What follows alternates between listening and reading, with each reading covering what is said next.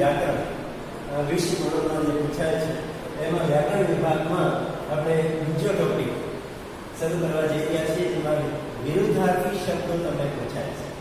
અને જે તમારા બોર્ડના પેપરના પ્રશ્ન ક્રમાંક 30 થી 34 હોય છે, 30 થી 34 ના જે 5 પ્રશ્નો છે એ 5 પ્રશ્નોમાંથી તમારે 5 માંથી કોઈ પણ 4 લખવાના છે અને એના 2 ગુણ તમને મળવાના છે. તો દરેકનો અડધો ગુણ આપેલો છે, એટલે 5 માંથી 4. અને એની સૂચના પણ આ રીતે આપેલી હશે: નીચે આપેલા વાક્યોમાંના રેખાંકિત શબ્દોના સ્થાન. બરાબર સમજો, નીચે આપેલા વાક્યોમાંના રેખાંકિત શબ્દોના સ્થાન, આ રેખાંકિત અંડરલાઈન કરેલા ના સ્થાને તેનો વિરુદ્ધાર્થી શબ્દનો, આનો આવડતવાળા છે તો એનો વિરુદ્ધાર્થી શબ્દ મૂકી લખી વાક્યનો અર્થ બદલાય નહીં તે રીતે ફરીથી વાક્યનો અર્થ પણ બદલાવાનો છે, વાક્યનો અર્થ પણ એ જ રહેવો જોઈએ અને વિરુદ્ધાર્થી શબ્દો પણ મૂકવાનો છે. વિરુદ્ધાર્થી શબ્દ મૂકવા છતાં તમને એમ થાય કે શબ્દ વિરુદ્ધાર્થી શબ્દ મૂકી વાક્યનો અર્થ બદલાય, પણ હા બદલાઈ જાય, પણ એ વાક્યને એવી રીતે હકાર હોય તો નકારમાં ફેરવી દેવાનું, નકાર હોય તો હકારમાં ફેરવી દેશો, એટલે વાક્યનો અર્થ એનો એ જ રહેશે. તો જોઈએ વિરુદ્ધાર્થી શબ્દ તમારે કઈ રીતે લખવાના છે. આ રીતે હવે સમજી લો. પહેલા દાખલા તરીકે તમારે પેપરમાં 30મો પ્રશ્ન તમારી સામે છે: અમે ત્રણેય ઘોડેસવારીની આવડતવાળા હતા. તો આ ઉત્તર, આનો ઉત્તર તમારે કઈ રીતે લખવાનો કે અમે ત્રણેય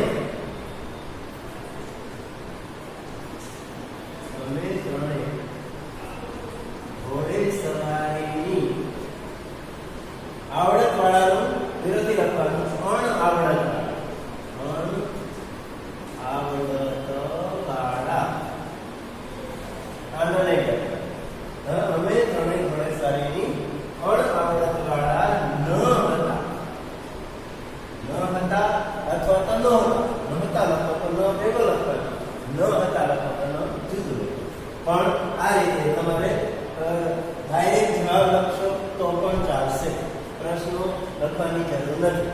પણ સાચું આ રીતે જ્યારે તમે વિરુદ્ધાર્થી શબ્દ મૂકો છો અણઆવડતવાળા, અને જો તમે હતાનું હતા મૂકી દો છો, બરાબર, ન નથી લખતા, તો અર્થ બદલાઈ જશે.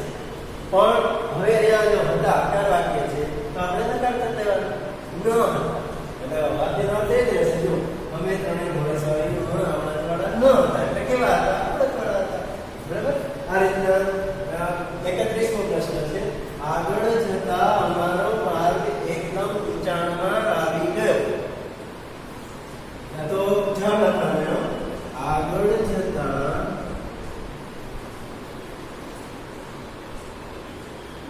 અમારો માર્ગ એકદમ, હવે ઊંચાણનો વિરોધી નીચાણ, નીચાણમાં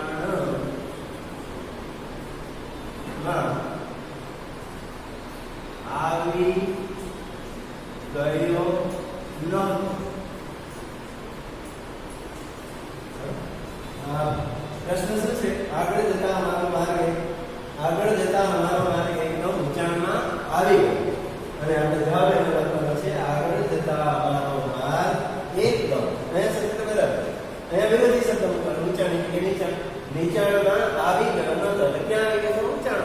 એટલે સાચું. તમને ખબર પડી જશે કે મારા વાક્યનો અર્થ એનો એ જ થઈ જાય છે, તો તમારું એ વિરુદ્ધાર્થી શબ્દ લખેલો સાચો અને તમારું વાક્ય પણ સાચું. તમે તમારા પરીક્ષણ કરી શકો. પછી ત્રીજું છે: નદીને કાંઠે અસંખ્ય ફૂલો ખીલી ઉઠ્યા હતા. તો એનો ઉત્તર લખીએ: નદીને કાંઠે અસંખ્યનો વિરોધ, અસંખ્ય એટલે ઘણા બધા, અને અસંખ્યનો વિરોધી લખીએ જૂજ. જૂજ ફૂલો ખીલી ઉઠ્યા નહોતા. જૂજ એટલે થોડા, અસંખ્ય વધારે. તો નદીને કાંઠે અસંખ્ય ફૂલો ખીલી ઉઠ્યા, એટલે ઘણા બધા ફૂલો ખીલી ઉઠ્યા. હવે આપણે એનો ઉત્તર જ્યારે લખીએ છીએ ત્યારે પહેલા વિચાર લેવાનું, અસંખ્યનો વિરોધી શું થાય? જૂજ. અસંખ્ય વધારે, પણ વિરોધી થોડા.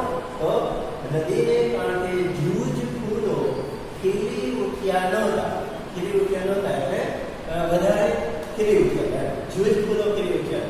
થોડાક ખીલા નહોતા પણ વધારે ખીલ્યા. આનો અર્થ કેવો? એટલે આ પણ આ રીતના વિરોધી શબ્દો મૂકો. હતા નહોતા કરો, બરાબર? એટલે તમારે એ વિરુદ્ધાર્થી શબ્દ વિરુદ્ધાર્થી વાક્ય સાથે ગણી. પછી જે પ્રશ્નો છે, પલંગમાં સૂઈ જવાનું સુખદ લાગ્યું. તો એનો ઉત્તર લખીએ, પલંગમાં સૂઈ જવાનું સુખદનો વિરોધી દુઃખદ. દુઃખદ લાગ્યું નહીં. બરાબર? તો સુખદનો વિરોધી આવડી ગયું દુઃખદ. હવે અહીંયા લાગ્યું છે, લાગ્યું નહીં.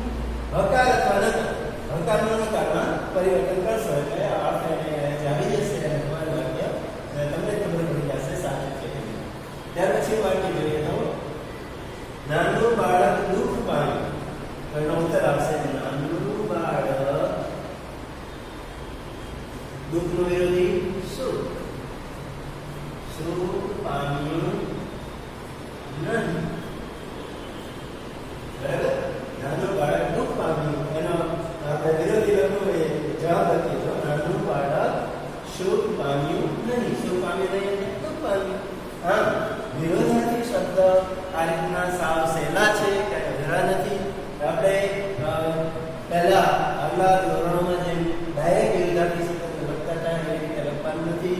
ખાલી વિરોધાર્થી શબ્દ લખી મૂકી દેવાનો નથી. તમારે પૂરેપૂરું વાક્ય લખવાનું. જો પ્રશ્ન નહીં લખો તો ચાલશે, પણ જે યોગ્ય ક્રમ છે, પ્રશ્ન ક્રમાંક લખવાનો અને એનો ઉત્તર આખા વાક્યમાં સરસ મજાના અક્ષરોથી લખવાનો. અને જે તમે વિરોધી શબ્દ લખો છો એની નીચે અંડરલાઈન. જો આ રીતે 5 ઉત્તર તો પછી 5 ઉત્તર થાય, કારણ કે એકાદો કંઈક આડો કંઈક ખોટો પડે તો 4 આપણા સાચા પડી જાય તો આપણને 2 માર્ક પૂરા મળી જાય. એટલે આ રીતના 5 ઉત્તર લખવાનો પ્રયત્ન કરજો. અને આ રીતે લખશો એટલે તમને પૂરેપૂરા એના 2 માર્ક મળવા પાત્ર છે. એટલે વિદ્યાર્થી મિત્રો, આ રીતે આનાથી વિશેષ ઉદાહરણો જે છે આપણી પાસે એની પીડીએફ બનાવી અને આની સાથે મોકલીશ. એટલે તમારા વ્યાકરણ નોટના એક બીજું પ્રકરણ જે છે વિરોધાર્થી શબ્દ, એમાં તમે આ શબ્દ લખી લેજો, વાંચી લેજો અને અભ્યાસ કરી લેજો. આ રીતે સમજજો અને આ રીતે તૈયારી કરજો.